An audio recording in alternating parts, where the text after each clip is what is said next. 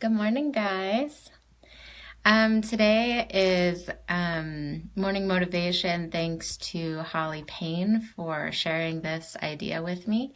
I was trying to come up with ideas the other day, and she gave me a few. So this is one of hers. We talked about when to say no and set boundaries when it comes to new commitments and the self-care that I've been talking about throughout kind of everything. So it's really important when we need to say no and when we need to set boundaries to kind of have an idea of how to come to that conclusion, how we're going to say no.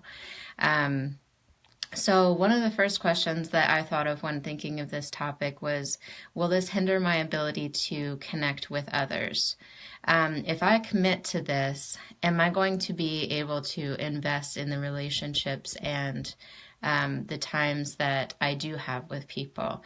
If I'm running around from commitment to commitment, not really able to sit and invest in that time and in those commitments, that may be a good indication that maybe I'm overcommitting and I'm doing too many things at the same time. And that goes along with this next one. Will I lose value in other areas by adding this commitment? If I'm taking on this new task, am I going to be able to fully commit? Am I going to be able to do the job well if I'm trying to run from thing to thing or invest in too many places? It's a lot of times best to just focus on the areas that are most important and allow those areas to flourish rather than overcommitting to too many things, which can in turn then just we're not able to commit to any one of them because we're distracted and we're moving from thing to thing. Also consider why you want to say yes. This was a big one for me back when I was really struggling with my mental health and when I got really suicidal and depressed. I had to think about, why do I want to say yes? Why do I overcommit to so many things? And a lot of it was because of people pleasing. I wanted other people to be happy. I wanted to do everything that everybody asked of me. I wanted to be a good teacher. I wanted to be a good sister. I wanted to be a good friend. I wanted to do everything that the pastor said. I wanted to do everything that the Bible study said. I was all over the place with trying to please everybody except for taking care of myself.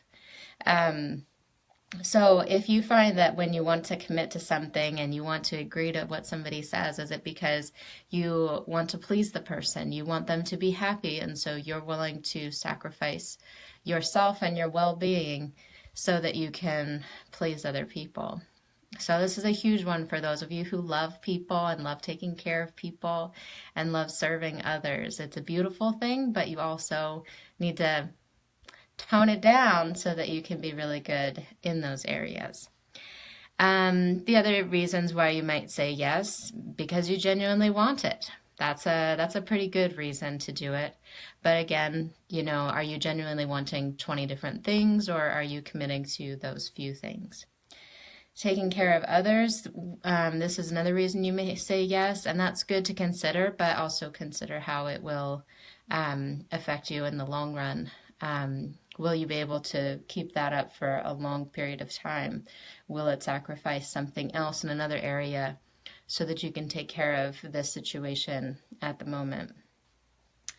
And these ones that I've mentioned are ones that if you're adding on a new commitment. Well, what if you realize that you already have a lot of commitments and maybe you need to decide to let go of one, or how do I decide which one to let go of? So if you're already committed, I like to just kind of sit with those things. What is it that is giving me the most stress or anxiety or frustration, or what's hindering me from completing things in other areas? And a lot of times that's the source of my hair's getting kind of funky over here. A lot of times that's the source of the root cause of why we may be struggling a lot during that time For instance, lately I had a commitment and it was causing me to just all the time it was like good day, bad day, good day, bad day. And my husband even noticed it. And so when that started to happen, I had to do a self-check. I was like, why am I doing this? What am I doing here?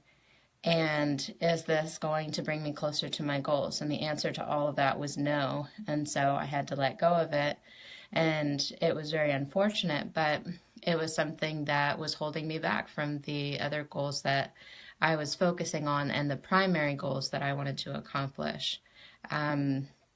So sitting with each of those commitments and then going with that gut reaction of this is what I need to be focused on and this is what I need to let go of.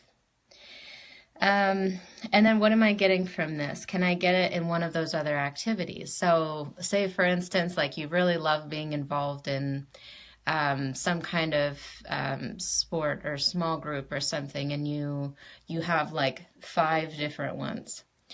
Well, is there a way that you can get what you're getting as far as like self-care and enjoyment and camaraderie, community, whatever it is that that activity is bringing to you? Is there a way that you can consolidate it so that you're getting it primarily in one place and adding more value to that place, and then allowing the others, or at least like another one, to be let go of, so that then you can really focus on that area. Because sometimes, I mean, if it's an activity that we enjoy or we like being involved in things, it can be really good, right? I mean, yeah, I love doing this. Yeah, this is a great thing to do and it's so much fun. But if it's taking, too much time and it's doing too many of those same activities, it may be a good time to say, okay, I'm going to do this once a week, or I'm going to do this every other week or something. Finding little ways that you can balance your time more effectively and not hinder your ability to fully commit to those areas. So then how to say no to people when it comes to letting go of some of those commitments, or just not accepting them in the first place. And trust me, as a fitness coach and a life coach, and going out and talking to people and being turned down for those kind of services is something that we all have to get used to. We have to be okay with saying no sometimes. Some of the people that I've been working with, they say, well, this person asked me this, and it's a people-pleasing thing. It really is. They've chosen to commit to something because they didn't want somebody else to be unhappy, but then they come to me because they're stressed and they're tired and they're exhausted and they're giving in every other venue, but they're not taking care of themselves. And so recognizing that and saying, I appreciate that you offered me that. I appreciate the service. I really think that would be a great thing to do for someone else. But if I were to commit to it, it would be a hindrance to you, and it would be a hindrance to me because I wouldn't fully be able to commit to it. And so therefore you would be missing out on something great. And also it wouldn't be taking care of myself, and I would be spreading myself too thin. So being able to be vulnerable with people and respond in a way that's genuine and honest, that they're not going to try and convince you or twist your arm. Oh, well, yeah, but it's not that much, right? It's not that big of a commitment, right? No, you need to say no, and that's okay. It's going to be best for them, and it's going to be best for you if you can learn to say no to too many commitments. But the only thing I don't want you to say no to, the only thing that you absolutely, absolutely cannot say no to, is taking care of yourself. Whatever form that takes, it's got to be within the plan. It's got to be within the week and the day, and that's got to be involved in your life, because otherwise is bad news bears. We can't handle it. We need to do something each day to take care of ourselves, because as a society and as all these like mental health issues that I see every day, especially with the counseling field. Last semester I was working on the mental health unit here at our hospital, and people come in, everyday people. You know, these are not people that have had so many broken situations. It's not always about, oh, well, they had all these bad things happen in their childhood, and that's why they're depressed. That's why they're suicidal. No, honestly, a lot of times it's just everyone. You know, we all struggle with this. We all want to overcommit or do different things to not take care of ourselves. You know, it's simpler. It's more convenient to have fast food. It's more convenient to not go for a walk or take care of myself. I see you, Sarah.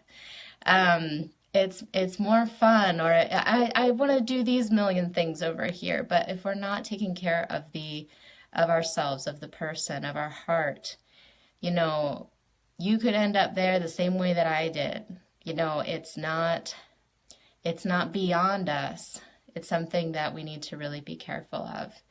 So please, please, please, this is my plea. Take care of yourself and learn to say no and set those boundaries. You'll be a better person. You'll be a happier person. You'll have more joy. You'll be able to dedicate yourself and commit yourself more and invest in those really good relationships and quality things in your life. So with that, I'm going to go work out, and then I'm going to start my day and see some clients, and I'm really excited. So I hope you guys have some awesome things planned for today. I wanted to say, if you go to my like page, which is it's connected to my main page, on there I have some of the events, or if you scroll down in my newsfeed, it's also in there as well. I have some events coming up that are local. So if you want to come to any of those, I'll be dance instructing one of them, which will be a new endeavor for me. Fun stuff. So you can go on there and attend any of those events. I'd really like to see you guys there. So also message me or comment if you have any ideas for morning motivation that you'd like to hear about. It was really great to share Holly's idea this morning with you guys. So thanks so much. Have a good night or day. Bye.